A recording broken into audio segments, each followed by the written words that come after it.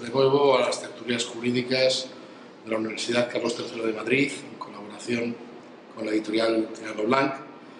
La de hoy también de mucha actualidad, como pretendemos siempre en este programa, pues traer las opiniones más cualificadas del mundo legal sobre los asuntos que interesan al mundo legal y por ello también al conjunto de los ciudadanos.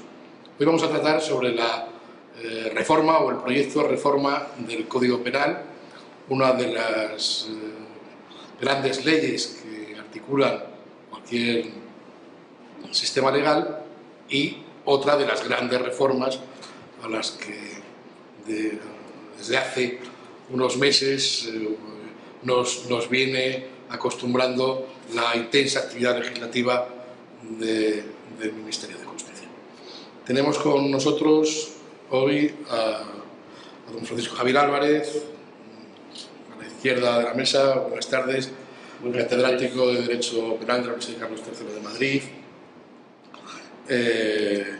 experto de la Conferencia de Ministros de Justicia Iberoamericanos, autor de una infinidad de obras en materia penal, una de las autoridades más eminentes de la doctrina penal española. También tenemos a doña Pilar Rasillo, magistrada de la Audiencia Provincial de Madrid y actualmente letrada del Servicio de Estudio del Consejo General del Poder Judicial, en cuyo seno pues, ha participado de una forma activa en la elaboración del informe del Consejo sobre esta reforma. Muchas gracias. Buenas tardes, Pilar. Y tenemos a mi derecha a don Arturo Ventura. Buenas tardes también. Abogado, Senior Counsel de Pelayo Clemente Ibaos, profesor de Derecho Penal de la Universidad Complutense y desde esa primera fila del estrado también muy conocedor de la práctica penal. Con ellos pues, vamos a intentar desgranar las grandes claves de esta reforma, de su oportunidad, de sus carencias o de sus posibles aciertos todavía en esta primera fase de tramitación. Así que yo les lanzo la primera pregunta, los protagonistas son ustedes. ¿Era necesaria esta reforma? ¿Es una reforma oportuna y es una reforma que se ha hecho de la manera en la que se debe hacer una reforma de este calado? Pues no, no a la tercera. Yo creo que el Ministerio de Justicia ha hecho trampas, está haciendo trampas. ¿Y por qué? Bueno, porque para elaborar las leyes se ha de seguir unas determinadas vías y un procedimiento para la elaboración de la ley. ¿Y por qué hay un procedimiento? Pues fundamentalmente porque se quiere llevar opiniones expertas de colectivos que estén implicados y que luego efectivamente van a estar aplicando esa legislación. Entonces, ¿qué es lo que ha hecho el Ministerio de Justicia? El Ministerio de Justicia elabora un anteproyecto en 2012, lo somete a informe del Consejo General del Poder Judicial, que es donde participó Pilar Rasillo, y del Consejo Fiscal. Bueno, pues con esos informes vuelven al Ministerio de Justicia, ellos los tienen que tener en cuenta o no, hacen lo que les parezca oportuno y entonces luego lo llevan al Consejo de Estado. ¿Qué es lo que ha hecho el Ministerio de Justicia? Pues lo que ha hecho es, en este trámite de, teóricamente, tener en cuenta lo que habían informado el Consejo General del Poder Judicial y el Consejo Fiscal, pues ha añadido un montón de cosas. Pero ha añadido un montón de cosas nuevas, en capítulos nuevos, en la Ley de Propiedad Intelectual, lo que no se dio acceso, por ejemplo, en el caso de la Ley Sinde, ha añadido en materia de corrupción lo que le ha parecido oportuno y a eso le ha hurtado los informes del Consejo General del Poder Judicial y del Consejo Fiscal. Ha hecho trampas, está haciendo trampas el ministro. Pilar, por alusiones, primera conocedora. No solo es la primera vez que hace trampas, ya lo ha hecho también, por ejemplo, con la reforma que hubo para lo de la ley de tasas. Pues resulta que por las disposiciones adicionales se han aprobado, a mí es que me parece tan grande, se han introducido unas modificaciones en la ley de justicia gratuita y resulta que teníamos nosotros en el Consejo para informe el anteproyecto de la ley de justicia gratuita, que las grandes novedades son los dos artículos que se han introducido y que ya se han aprobado por Real Decreto, con lo cual cuando vaya nuestro informe o cuando vaya la nueva ley queda totalmente obsoleta y las críticas que se hayan podido, o las advertencias, o los aplausos, o las correcciones que se puedan proponer han quedado vacías de contenido. No solo estoy de acuerdo con Javier en la última parte, sino entrando en la pregunta que nos has hecho, yo creo que tampoco era necesaria la reforma. Eso lo dice claramente, bueno, el informe del Consejo Fiscal empieza a enumerar y dice que es que, claro, desde el nuevo Código Penal, bueno, el Código Penal del 95 hasta ahora ha habido 26 reformas y la última fue de gran calado, que es la del 2010. Todavía no hemos asumido, todavía no hemos podido desarrollar, no hay una jurisprudencia, no se ha podido trabajar bien en esa ley del 2010 y resulta que la cambian.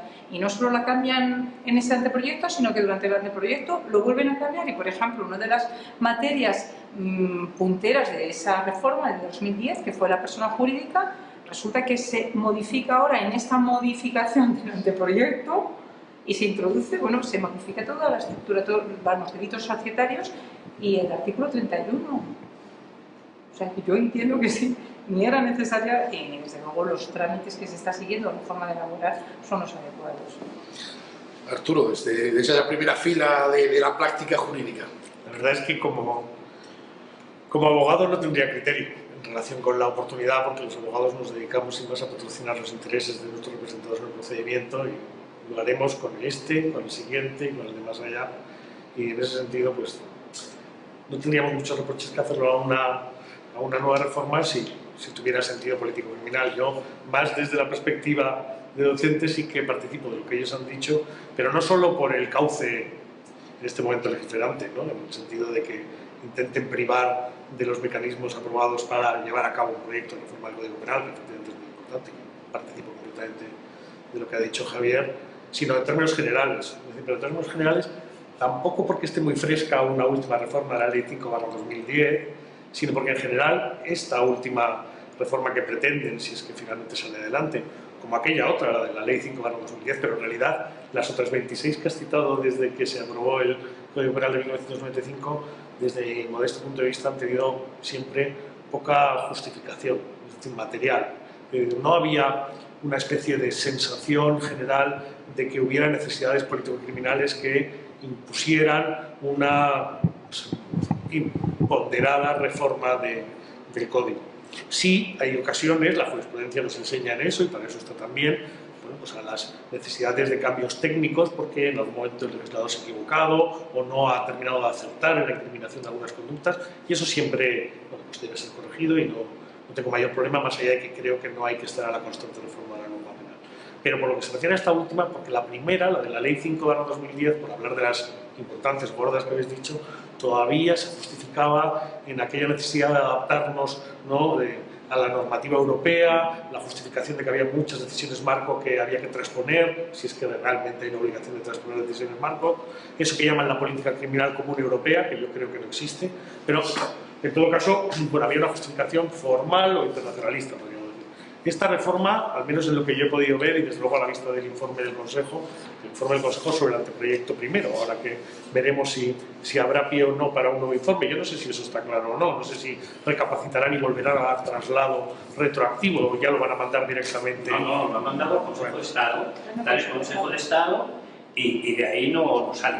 Creo que el Ministerio tiene un problema de organismo. Y además, si se acuden a los números, mira, reforman el delito de homicidio y de asesinato. O sea, en España se mata poco, se mata intencionadamente poco, muy poco. Tenemos 0,8 por 100.000 homicidios, que es la cifra más baja de la Unión Europea. La Unión Europea está en un 9,5. Hay países por ahí que están en 90. Entonces aquí se mata poco. Vamos a ver, si se mata poco, ¿por qué mete usted las manos? Y encima mete las manos para copiar una reforma que se hizo en Alemania en el año 41, es decir, nacionalsocialista, efectuada por uno de los juristas nacionalsocialistas más caracterizados. Entonces, vamos a ver varias cosas. Uno, no lo tenía usted que haber hecho. Dos, si copie bien. Tres, hay un problema ideológico, es importante, no haga usted este tipo de cosas. Es decir, lo están haciendo todo mal. Perdón, ya la vista, vamos, a luz del asesinato y del homicidio, resulta que en esa reforma del proyecto, lo que no se ha informado esa que ha habido entre el informe del Consejo y la que va a haber entre el informe del Consejo General del Poder Judicial y el Consejo de Estado, se introduce también un nuevo subtipo agravado de homicidio. Y eso es porque, os acordaréis, mataron a un policía. Entonces ahora si la víctima es agente de la autoridad, también se vuelve a gravar y se pone una pena que puede ir hasta los 21 años. Sí, eso es lo que es probablemente no hay rumbo, aunque yo tampoco querría ser tan crítico como lo está siendo Javier. Sí lo sería desde el punto de vista, por ejemplo, de la transparencia que se patrocina políticamente, porque aparentemente esta última vuelta de tuerca al anteproyecto viene motivada por esa decisión de hacer una política favorecedora de la transparencia en todos los órdenes, ¿no? También desde el punto de vista de la ley de transparencia, y se ha considerado que había partes del Código Penal que debían reformarse en aras a ese favorecimiento de la transparencia, cosa que a mí me parece dudosa. No creo que porque se modifique el cohecho en su estructura actual se vaya a patrocinar una política de transparencia más elevada. Pero bueno, en todo caso, hay una cierta justificación, dicen, material en incorporar a última hora todas las consecuencias penales derivadas de ese patrocinio de una política más transparente. Pero claro, para empezar, teniendo en cuenta el sosegado proceso que debe ser el de reforma penal, pues en este gobierno, hasta donde yo sé, ni siquiera se ha transparentado quiénes son los expertos que han redactado el proyecto, es decir, sobre qué pretextos u opiniones técnicas, prácticas se ha construido esta reforma. Es más, se ha mantenido absolutamente oculto. No sabemos a día de hoy de dónde sale ese proyecto, me refiero en términos personales, cuando en materia de codificación, pues lo lógico es que haya una comisión codificadora, que haya consultas externas, que se sepa quiénes están opinando, sale, digamos que un poco al albur de algunas necesidades concretísimas, se ha visto en este salto de anteproyecto en materia de homicidio, como tú dices, de manera que la verdad es que resulta sorprendente. En todo caso, además de sorprendente, desde mi punto de vista absolutamente innecesario, porque yo creo, pero es una opinión personal, que la situación actual, social, política, cultural, económica, no demanda una modificación penal, es decir, probablemente sea de las cosas menos importantes en este momento y, sin embargo, pues probablemente sea por razones personalistas o de un proyecto del Ministerio de Justicia, yo eso no lo sé, se ha lanzado como una necesidad perentoria, ¿no?, de esta legislatura que, a mi entender, si sale adelante, pues será muy errado. Eso no lo sé. Me parece que el proyecto hemos identificado, ya es identificable con lo que podríamos llamar un poco la marca de la casa, es decir, una tramitación un tanto sui generis, un poco precipitada, como en otros proyectos polémicos. La opinión incluso a veces muy tajante, unanista e ilegal, pero efectivamente, pues como otros proyectos, la ley de tasas, se ha usado prácticamente, en este caso no es por el trámite de mayor urgencia, y con esa otra marca de la casa, permítanme la licencia, de concitar en su contra prácticamente a todo el mundo. En este caso, pues el informe del Consejo General del Poder Judicial es muy crítico, pero también los del Consejo Fiscal. Hablábamos de los abogados, el Consejo General de la Abogacía Española ha hecho una resolución declarando, considerando inconstitucional, nada más y nada menos, algunos de los elementos de la reforma. Podríamos seguir con otro largo camino, ¿no? ¿Es posible, en términos prácticos, hacer una reforma de algo tan importante como es el derecho penal en una sociedad democrática, algo que invade los derechos y libertades de los ciudadanos, con tanta oposición y con tan pocos mimbres? Bueno, posible es, evidentemente, no solo posible, es deseable. Legitimación tampoco le falta. Vamos a ver, una cosa es en términos estrictamente políticos, y oye, las mayorías son las mayorías y permiten llevar a cabo las reformas conforme a los principios de las mayorías que rigen. Las leyes orgánicas en materia de derecho penal es una de ellas, pues exigirá unas mayorías cualificadas, y eso es política. O sea, yo por ahí, eso será en su fase parlamentaria, donde habrá que ver, del primer trabajo de comisión y luego los plenos, si se adhieren o no se adhieren las mayorías suficientes para sacar adelante un proyecto. Lo que importa es qué razones hay detrás de ese proyecto. Y probablemente, si no ha concitado ningún apoyo ahora en la fase previa, es porque no se explican las razones. Es decir, es un proyecto muy personalista. Yo os decía antes de entrar aquí, a mí me parece ideológico. Tú acabas de citar las cuestiones más características que han determinado las críticas, incluso de inconstitucionalidad, en materia de penas, en materia de medidas de seguridad, lo comentábamos antes también.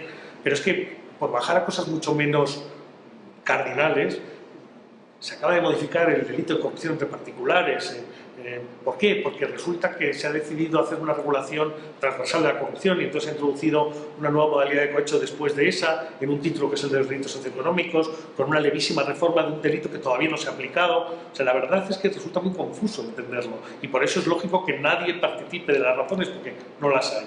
Más allá de que después pues sea bueno o malo sacar adelante un proyecto desde una legitimación escasa, si quieres, en términos parlamentarios, pero yo en eso no me metería. Cada reforma es cada reforma. Es verdad que hasta un determinado momento eran casi todas unánimes, o con un apoyo mayoritario, parlamentario, en las sucesivas reformas. Eso se acabó, yo creo, en el 2003. No sé, Javier me corregirá, que en esto siempre tengo los datos mucho más claros que yo, pero esta en concreto, la sensación que a mí se me transmite, o que yo recibo, es la de que ni siquiera el propio partido del gobierno tiene claro este proyecto, es decir, ni siquiera es una iniciativa que salga del seno del partido del gobierno, es más bien de un grupo, o en este caso el personal asociado al Ministerio de Justicia, o quizá más amplio, no lo sé.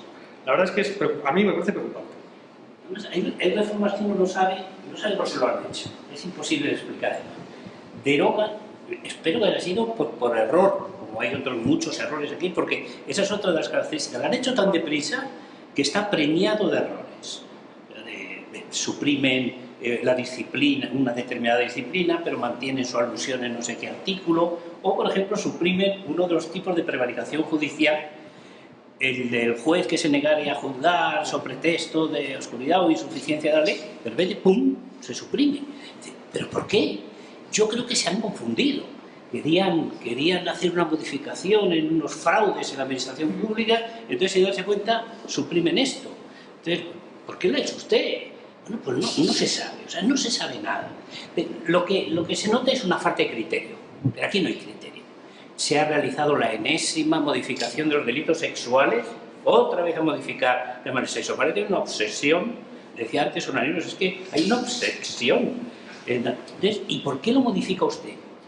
No lo sé, no lo sé. Porque es que además la exposición de motivos no da ningún tipo de explicación. No da explicaciones, es decir, empieza con la previsibilidad de las resoluciones para que la justicia sea creíble y para eso tienen que ser previsibles, y entonces como bases de la reforma dice que van a ser, antes decían 3, ahora ya ha caído una, que es la custodia de seguridad, pero era la prisión... Pero ha caído el desarrollo, porque nominalmente existe. Nominativamente siguen cuando enumeran las medidas de seguridad, como la última privativa de libertad, se dice o se menciona la custodia de seguridad, que sin embargo en su desarrollo del artículo 100 y siguiente del anteproyecto ha desaparecido. A lo mejor por las críticas recibidas, bueno, yo supongo que por las críticas recibidas. Pero luego, bueno, pues en cada uno de los tipos, bueno, siempre se hacen invocaciones de directivas, derecho internacional, que en otros países, el complejo ese de que siempre Alemania, Austria, porque no se ha dicho, pero más que de Alemania se han traído muchos tipos del Código Penal austríaco, como el de acechanza, el delito de acechanza o acoso, y es un calco del austríaco. Bueno, pues no se nos explica, como tampoco se explica, mucho menos se van a explicar, incluso aunque ha habido una modificación de la exposición de motivos con ocasión de esas modificaciones que se han hecho en el curso del trámite. Por ejemplo, el por qué ahora se vuelve, dices tú que se han modificado los delitos sexuales, pero es que en este trayecto se ha vuelto a modificar y se eleva la edad de protección a los 15 años. ¿Por qué? Pues supongo que sea por el caso este que ha salido en la televisión de la niña que vivía con un señor y que tenía 15 años. Y se eleva la edad a los 15 años. Pero no se nos da ningún tipo de explicación de por qué. Hay que imaginarse lo que va a ocurrir. Bueno, sí, se nos cita derecho internacional, que todos los países europeos, bueno, ya se ocupan de decir que si son entre iguales, más o menos de la misma edad o del mismo desarrollo o personalidad, pues que eso será atípico.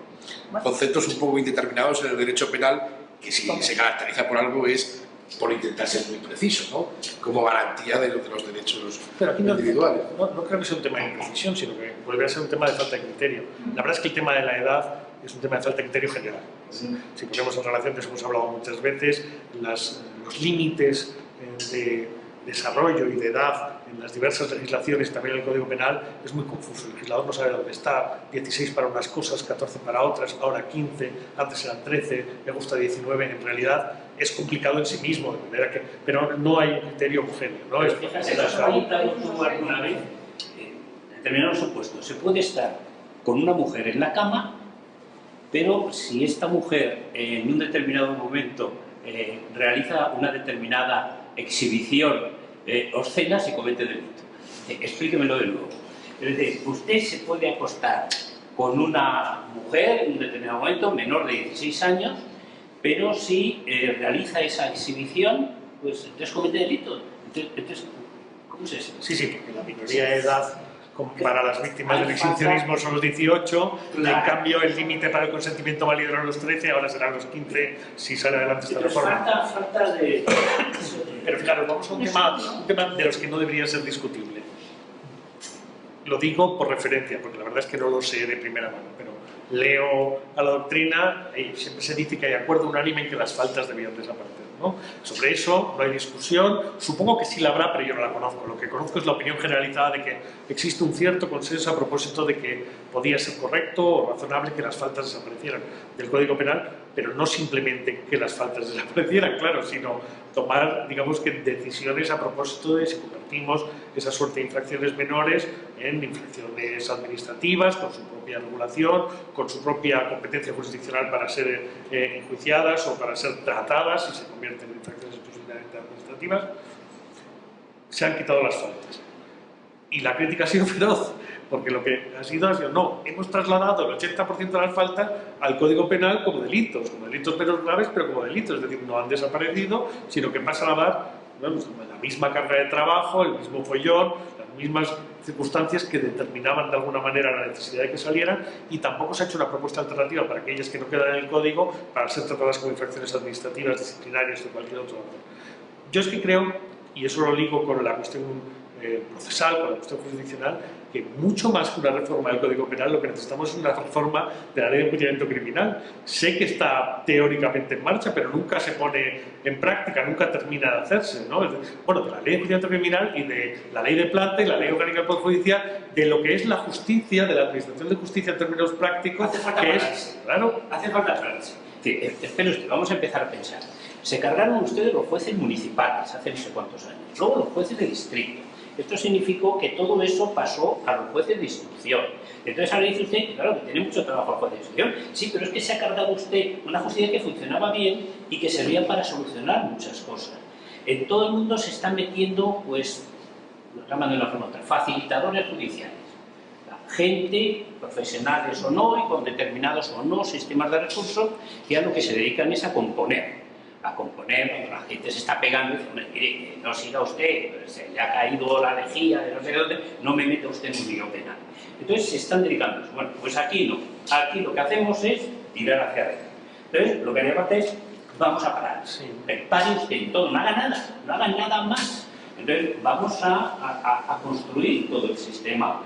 Y construir todo el sistema se refiere a todo el esquema judicial, luego todo el esquema procedimental y luego el esquema penal. Porque al final el resultado, lo que tenemos ahora, es que hay instrucciones que duran 10 o más años sin motivo, que lo contencioso se está citando en Madrid para el 2017 y 2018, esto es lo que está sucediendo, y entonces usted a cambio me modifica el homicidio. En materia penal me parece más grave el tema de la instrucción. La verdad es que la media de las instrucciones puede ser fácilmente 6 años y ya solo eso determina la necesidad de un cambio, pero no de un cambio del Código Penal, sino de un cambio general, ¿no? Necesario. A propósito, un poco hilvanando la necesidad del cambio de la Ley de Enjuiciamiento Criminal, que parece que se quiere presentar el anteproyecto en octubre, que se está redactando sobre ese Código Procesal Penal que se nos transmitió. Bueno, se van a hacer unas modificaciones, bastantes, según hemos oído, y bueno, y que se quiere presentar para octubre de este año. Bueno, pues con lo de las faltas tienes toda la razón, o sea, comparto totalmente tu idea, pero es que además, como también retomando las palabras de Javier, es que también se hace trampa, porque la mayoría de las faltas, o muchas faltas, se convierten en delitos leves, pero son delitos leves que están sancionados con penas de delitos menos graves, y por el juego este del artículo 13.4, que dice que si tiene una pena menos leve y una pena grave se considerará menos leve, resulta que infracciones que antes eran faltas, ahora son delitos menos leves, perdón, menos graves, aunque sean calificados de delitos leves. Esos delitos, al ser delito, van a generar unos antecedentes penales. Y aunque sí que es cierto que en esta nueva reforma, o la contrarreforma de la reforma esta, bueno, se dice que las suspensiones de las penas se pueden contar en algunas, otorgar aún con antecedentes penales, lo cual es novedoso y se introduce. Sin embargo, bueno, es un sujeto con antecedentes penales. Y luego ya enlazando con lo de la ley de enjuiciamiento criminal, resulta que su enjuiciamiento, hasta que tengamos la reforma de la ley de enjuiciamiento civil, criminal, perdón, de esas faltas, se va a hacer según los actuales juicios de faltas, con lo cual los jueces de instrucción van a instruir y conocer supuestos, porque me estoy refiriendo al delito de lesiones, que son verdaderos delitos. Sí. Y por lo tanto nos vemos otra vez en el Constitucional de que el juez que instruye no puede juzgar, porque ya no estamos en faltas y nadie ha querido plantear la inconstitucionalidad, que a mi juicio lo es, porque es una misma razón. Pero ya estando en delitos, bueno, es que es una cosa gravísima. Claro, extrayendo de sus propias afirmaciones, podríamos decir que lo novedoso, singular y novedoso de esta reforma es que parece, corríjanme ustedes, que se altera dos de esos principios un poco inveterados del derecho penal, la mínima intervención del derecho penal. Bueno, pues efectivamente ya no es falta, se convierten en delitos. Otro día les prometo que haremos una tertulia sobre el procedimiento que hará falta, ¿no? Un juicio de faltas que ya no son faltas, que son delitos, pues requiere la intervención de un abogado y un procurador en la mayoría de los casos, con lo cual el atasco judicial que pretende el proyecto solucionar, no sé si será tal o cual, y por otro, y ahí les doy pie también para que hablemos de la famosa incremento de las penas o del cumplimiento de las penas o de la ejecución de la pena, ese otro principio constitucional también de rehabilitación, de la función rehabilitadora de la pena, ¿no? Parece que también el proyecto por ese camino no va, ¿no? Extendiendo la ejecución de la pena, ¿no? ¿Es una nueva forma de hacer derecho penal? Yo creo que no. Creo que es nueva desde el Código del 95 en adelante. Es decir, todas las reformas, o casi todas, han ido en la línea de eso que llamamos el endurecimiento del derecho penal, no siempre de gobiernos del mismo signo. O sea que ahí yo no diría exactamente que este es un hito distinto, ¿no? Simplemente es continuista.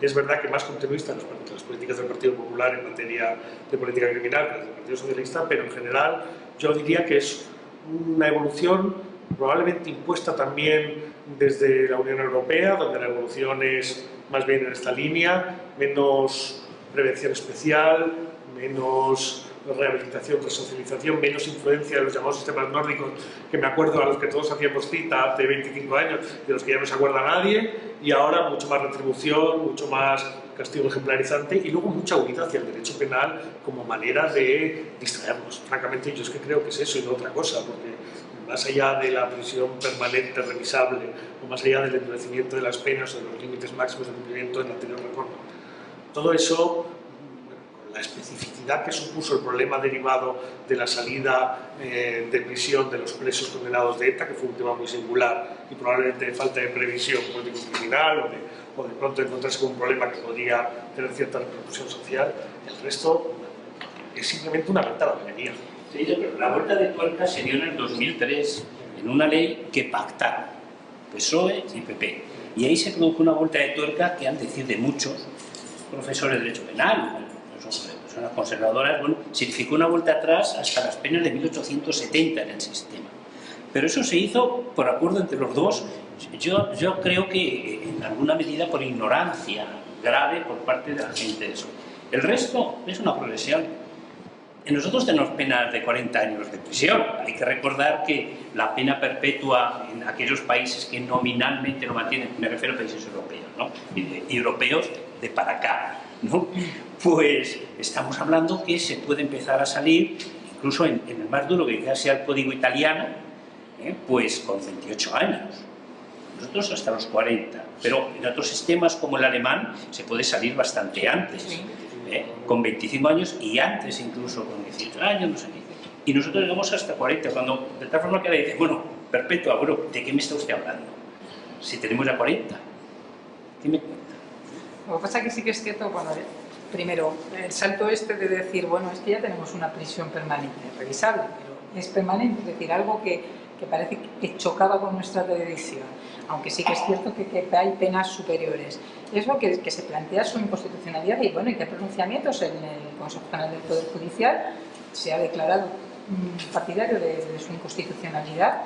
Bueno, ha habido discrepancias sobre si vulneraba solo el 25.1 o el 25.2 o vulneraba ambos, cuestiones técnicas. Y bueno, los abogados también, la abogacía se ha pronunciado en ese sentido y también mucho sobre la inconstitucionalidad. Pero no solo es en esa pena, luego tenemos en el delito continuado, que es una figura creada en beneficio, que resulta que se ponen ahora unas penas que pueden ir desde una que sea más grave, es decir, con un día o con una cuota de multa más grave de la pena que se puede imponer a uno de los delitos, hasta la suma de la totalidad de los delitos, o sea, la suma de las penas de la totalidad de los delitos. Luego nos vamos a la ejecución de la pena y resulta que la libertad condicional se considera ahora como una parte de ejecución, vamos, suspensión de la pena en ejecución. Y el tiempo de concesión de libertad condicional, que ahora, bueno, pues tienes la libertad condicional y te dura hasta el término de la pena, de la duración de la pena impuesta, en esta reforma tiene que ser superior. No se sabe cuánto, pero por lo menos superior. Y si delinques o te comportas mal o no te presentas o no cumples las cargas, te revocan. Y además te lo revocan y ese tiempo que ahora sí que se está computando de libertad condicional ya no computa.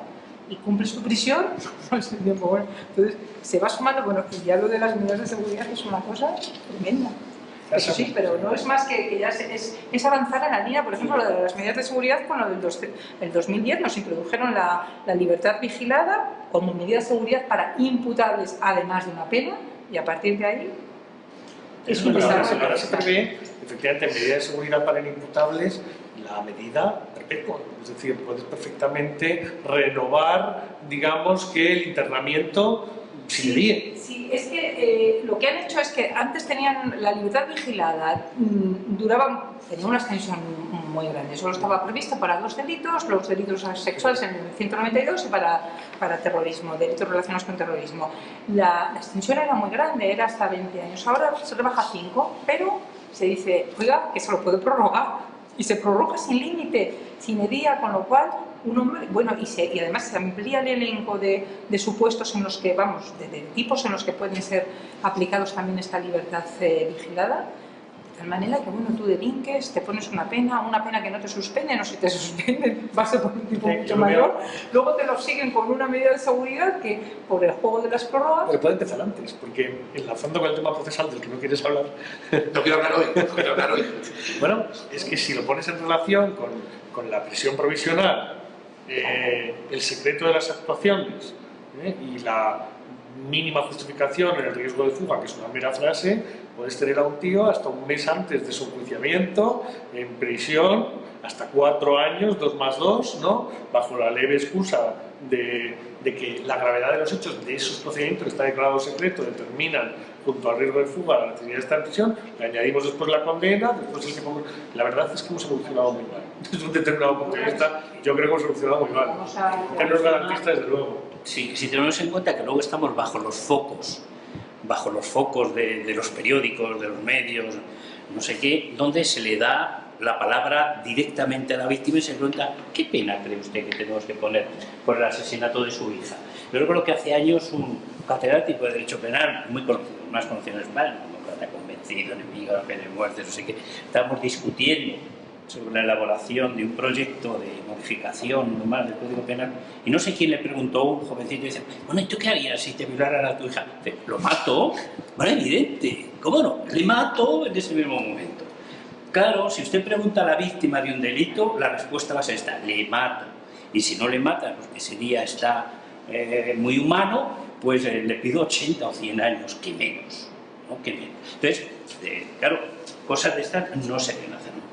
Entonces, continuamente estamos bajo el impulso de no sé qué. Hay que tener cuidado con el tema de las víctimas.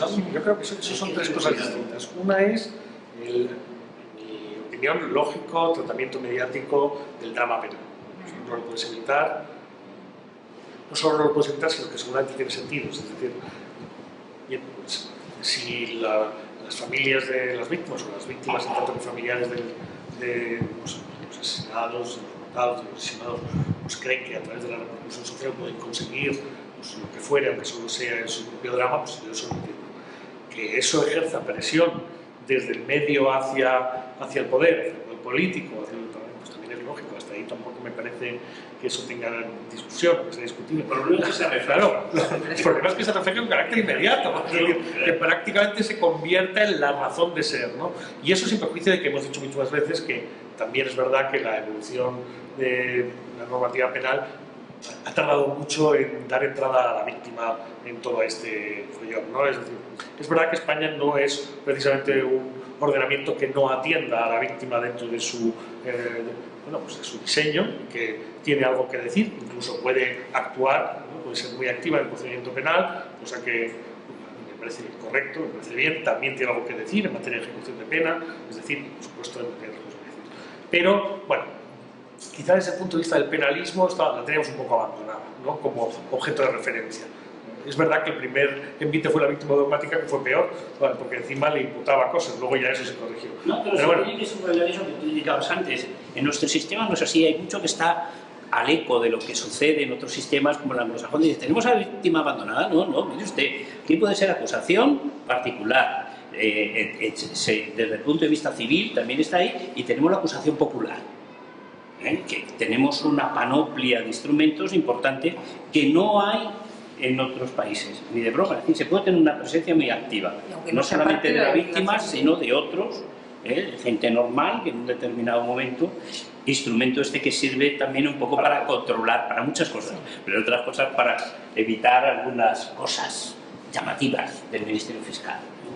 Claro, esto efectivamente es el término muy usado, ¿no? Es decir, la legislación del telediario. Es decir, aquí hay, es verdad que la sociedad moderna pues, se caracteriza por esa inmediatez y esa difusión de cualquier noticia en cualquier momento de una manera mucho más extensa y mucho más intensa. Y parece que bueno, pues el legislador, este y probablemente otros también, bueno, pues es ese efecto del telediario hace que en estos casos, y me gustaría que se refirieran a alguno de ellos, pues se introduzcan pues, tipos delictivos que dices, bueno, era necesario regular, ¿no? La difusión de vídeos por internet, pues que todos relacionamos a primer golpe, ¿no? Pues con el famoso vídeo de una concejala distribuido por las redes, o efectivamente el caso de la pareja de la niña con una edad menor que parece que pero esto, en fin, esta legislación, en mi opinión, la suya, se la requiero, no da mucha solidez, ¿no? Mucha seguridad al sistema penal. ¿Cuál es su opinión sobre esto? Bueno, yo en materia específicamente de protección de menores en el ámbito penal relacionado con el sexo, que es la verdad es que no sé si es solo una influencia mediática. En realidad no sé muy bien de dónde viene. Al escribir sobre ello y otras veces hemos discutido, he dicho, realmente esta ola, ¿no?, que nos ha llegado, yo sostengo que viene desde Europa y no sé desde qué puritanismo europeo, tampoco lo sé muy bien, pero bueno, hay una especie de sensación de necesidad de protección por la absoluta vulnerabilidad en que se encuentran los menores. Cuando se habla de menores normalmente no se está pensando en niños muy pequeños, sino que se está pensando en preadolescentes, adolescentes, su relación con los medios tecnológicos y el abuso que pueda constituirse a través de esos medios en materia de eso que venía llamándose corrupción, delitos sexuales. Bueno, francamente no sé el origen, no sé si los medios favorecen esa especie de sensación de necesidad. Yo creo que no. La verdad es que es un medio de amplia difusión y son los propios menores los que utilizan también en el ámbito de su desarrollo sexual en las fases en las que se va produciendo. Eso genera abusos, intromisiones, pues claro, como antes cuando no existían esos medios a través de otros, ¿no? Es decir, no creo que haya cambiado la realidad criminológica en relación con la necesidad de protección de los menores por posibles abusos de aquellos que todavía no están suficientemente desarrollados, aquello que se llama la indemnidad sexual, que yo a día de hoy todavía no sé exactamente lo que es, pero bueno, en todo caso la oleada es terrible y la forma es constante. Es decir, una y otra vez estamos recibiendo necesidades de incriminación, de una última vuelta de tuerca, de protección, en materia de de pornografía, en materia de corrupción. Ahora ya no hace falta ni siquiera que haya menores, las meras imágenes representadas de menores, si son relativas a actos sexuales, también se incriminan en las noticias. Eso sí que es verdad, se habla constantemente de operaciones policiales de desmantelamiento de enormes redes mundiales de pederastas o pedófilos, lo cual no es verdad. Es decir, simplemente se hace un seguimiento a través de la red de la transmisión de archivos de contenido pornográfico, y una vez que tienen un número determinado de indicios o pruebas respecto de esas transmisiones, lo convierten en una aparente red delincuencial o una organización criminal que no existe, sino que son sujetos individuales desde sus casas haciendo cerradas, como en alguna ocasión ya hemos dicho. Bien, no sé por qué se ha generado también esa especie de nuevo puritanismo en materia de sexo y de protección sexual, más allá del tema de las edades. El cambio de la edad de los 13 a los 15 es un paradigma del que no se tiene claro. Yo creo que en algún momento reflexionó este ministro y dijo, ¿cómo que con 13 años se puede consentir ni hablar?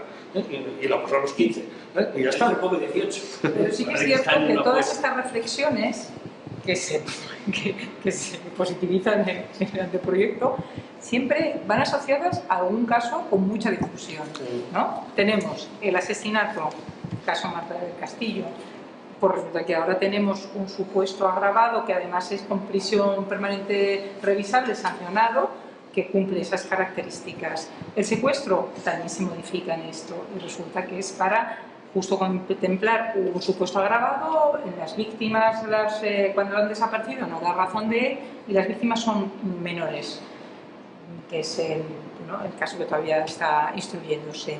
La edad sexual no se había tocado en el anteproyecto, en el original anteproyecto. En ese trámite sucede esa relación, se conoce de esa relación de la menor de 15 años y se modifica lo de los 15 años. ¿Qué otras? Porque, sí, el caso de la concejal se introduce justo además debe ser un cambio, o según me ha llegado, es un cambio de última hora.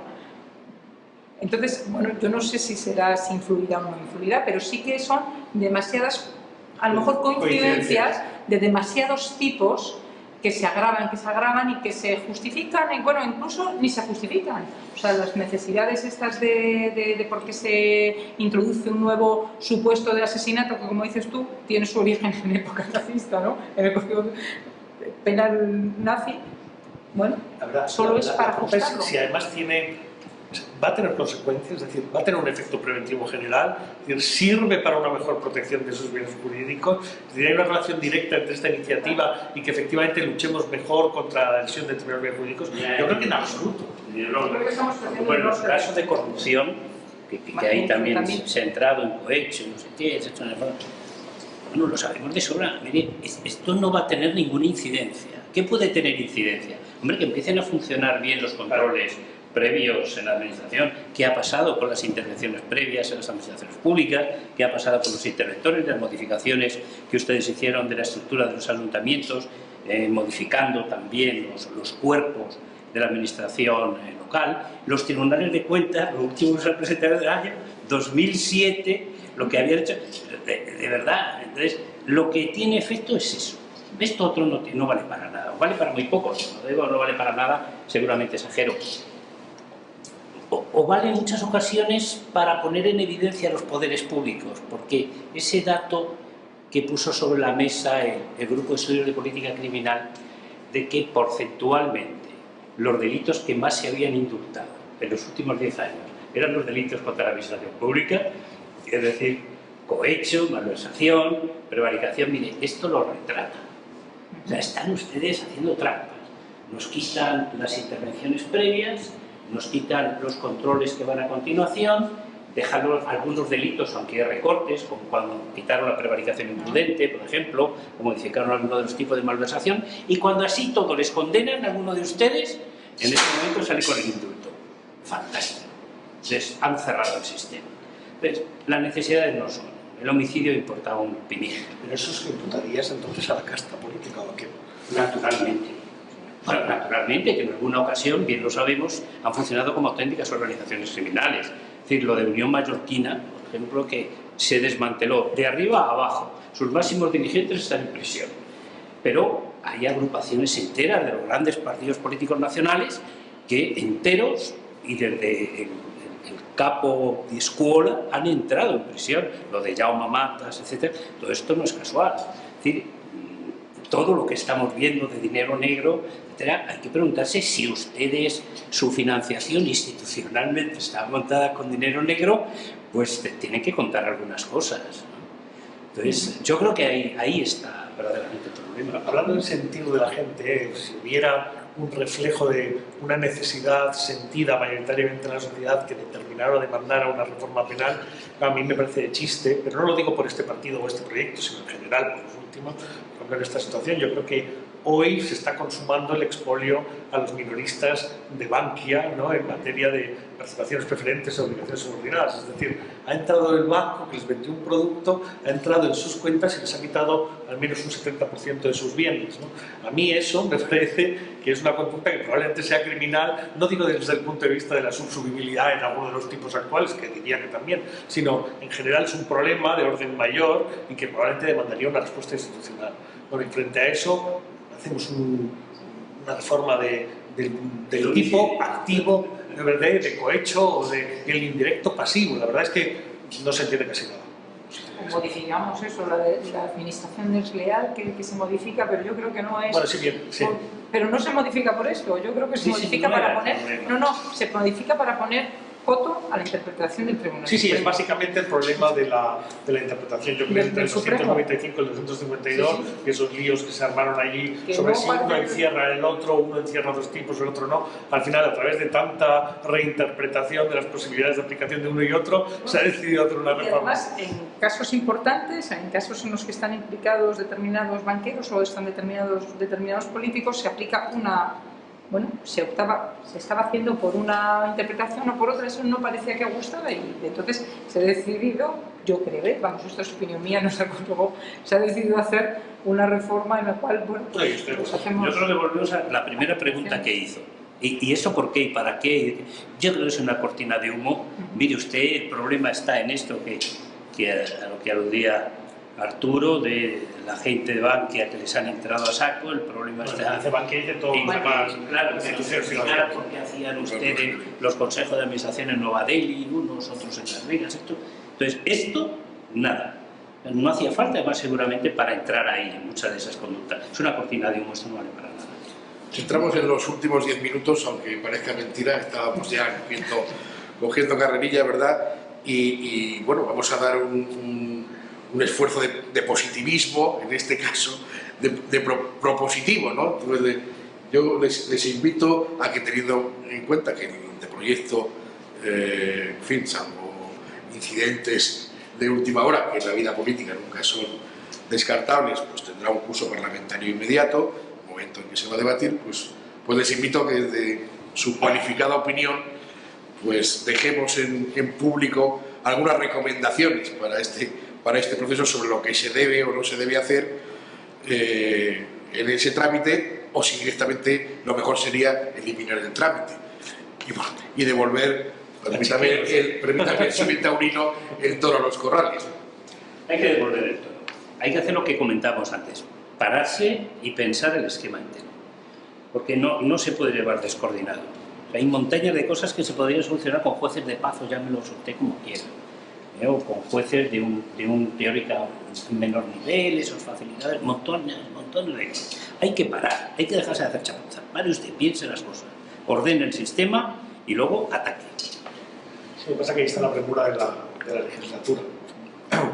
Yo creo que solo es un ejemplo más de lo que sucede ahora en política, es decir, no hay consenso, los partidos no se van a sentar a discutir tranquilamente y al margen de quién tenga la mayoría en cada momento una reforma de calado, una necesidad, o sea, una articulación de una reforma profunda que cambie los déficits, por ejemplo, de la justicia penal, ¿no? Todos sus frentes, el material y el procesal. Si lo hicieran, seguramente saldría algo muy positivo de eso, pero eso demandaría un tiempo de elaboración, de estudio, de licitación y de cambio, y a lo mejor otros políticos, no lo sé. Pero el político está atado por el tiempo de su legislatura, tiene que hacerlo en el tiempo máximo de los 4 años porque piensa que de otro modo no llega, y eso probablemente explique parte de las prisas o de las maneras de hacerlo. Yo no digo que haya mala voluntad detrás de eso, seguramente habrá alguna razón, algún criterio, lo que pasa es que no se nos ha trasladado, y pienso que tampoco va a salir a colación en el ámbito de la discusión en las cámaras, ni siquiera en comisión. O sea, va a ser, como siempre, un debate relativamente técnico, pequeño, en el que cada asesor dirá a su grupo lo que tenga que decir. Solo se discutirá en el Congreso, el Senado dará carta blanca a eso sin ningún problema, en un solo día, saldrá adelante. No nos tomamos en serio la labor legiferante, tampoco en materia de derecho penal. Esa es la conclusión a la que yo llego, y desde ese punto de vista también sería partidario, naturalmente, de no llevarla adelante, pero bueno, no me cumple a mí decirlo. El texto del Senado, Arturo, en la reforma de 2010, el Senado no introdujo ni una sola modificación en una reforma tremenda, con un calado bárbaro, pues seguramente de las más importantes de la moderna historia penal española, o sea, lo de las personas jurídicas, no sé qué, una de las reformas, sin duda alguna, más importante desde hacía muchísimos años. El Senado no hizo nada, no añadió nada. Entonces, bueno, ¿es para qué sirve? Bueno, eso nos dará para otra tertulia también, que seguramente hagamos en esta casa sobre la estructura del Estado, claro, ¿no? Y su pero, una sola enmienda, es llamativo. yo no quiero aventurar nada, pero me temo que esta propuesta de devolver el toro a los corrales no va a tener el recorrido que ustedes esperan. Entonces, pasando a lo concreto un poco, ¿no? Es decir, ¿qué cosas son más significativamente llamativas que desde un punto de vista práctico, ¿no? Digamos, mire usted, ya que lo ha hecho, por lo menos, oiga, esto no me lo ponga, o ya que lo ha hecho, oiga, por favor, aproveche para introducir esto? ¿Hay algún elemento especialmente en ese proyecto que al final conoce muy bien, ¿no? Que pueda decir, esto desde luego que no, o esto falta clamorosamente?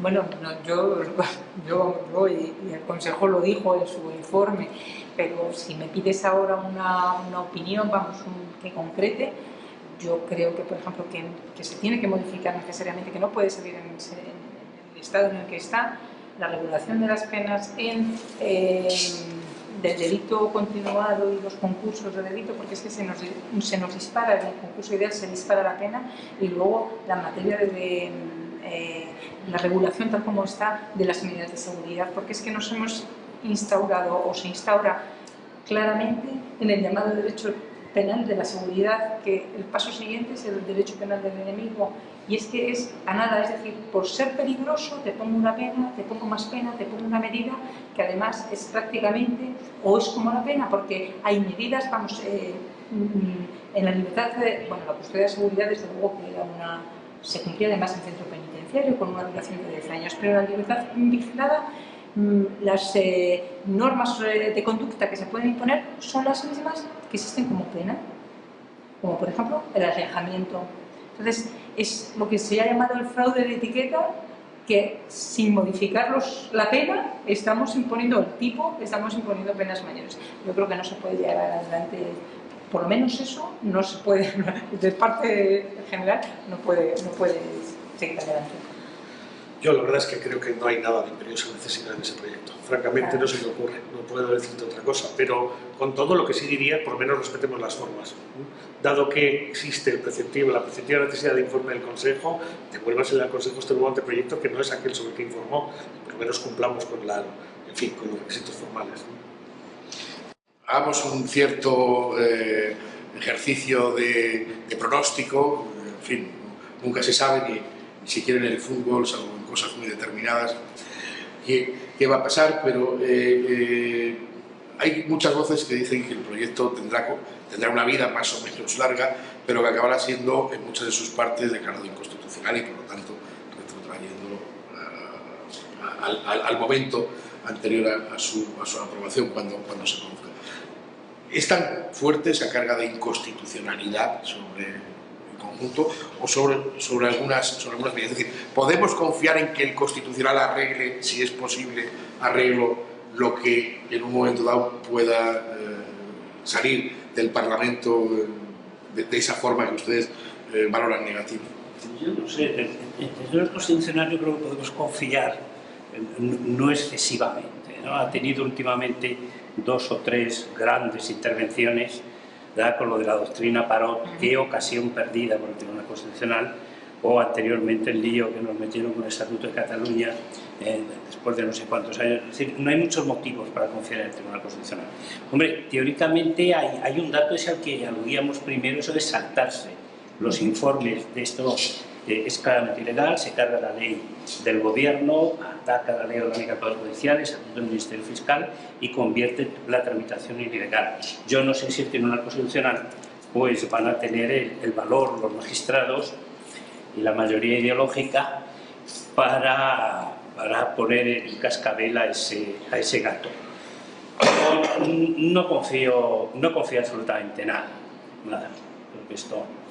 Bueno, nosotros cuando en la época más de hace años, cuando escribíamos, pretendíamos escribir cosas sesudas en materia de derecho penal, íbamos siempre a las fuentes, también a las legales, y tenía esa gracia de ir siempre a los proyectos y anteproyectos que eran todos non-natos, ¿te acuerdas? ¿No? El anteproyecto, el código del 83, no, la propuesta anteproyecto del 82, no, pues yo lo que desearía es que esto quedara en eso, ¿no? En un objeto de estudio que nunca entró. Pero yo sí tengo confianza institucional, es decir, en materia precisamente de garantías básicas, el Tribunal Constitucional habrá tenido pronunciamientos discutibles, no digo que no, pero bueno, algo tan importante. Lo que me daría rabia es que tuviéramos que acabar allí, acabar en el Constitucional mediante una sentencia de declarar inconstitucional una gran parte de una reforma que por otra parte exige mayorías muy cualificadas para ser aprobada, de manera que sería algo así como una censura a nuestro propio sistema de dar los normas penales. La verdad no lo auguro como un horizonte muy interesante, todo lo contrario. Y además, si no lo hiciera el Constitucional, lo acabarían haciendo en otras instancias. Bueno, pues hemos llegado al final de momento, porque estoy seguro que nos dará más de qué hablar, también en materia procesal, esta reforma penal, y según vaya avanzando el procedimiento, pues seguro que nos volveremos a encontrar con ustedes para seguir valorando esta reforma de una ley tan importante en cualquier estado como es el Código Penal. Así que no me queda más que despedir a nuestros contertulios. Muchas gracias por estar aquí, Javier Álvarez, Pilar Rasillo, Arturo Ventura, con todos ustedes. Y también no quiero desaprovechar la oportunidad para hacer un recuerdo y un testimonio de nuestro compañero Leonardo Pineda, que ha sido operador de cámara habitual de estas tertulias y que hace unos días infortunadamente nos dejó, así que allá donde esté también un recuerdo de todos nosotros, Leo.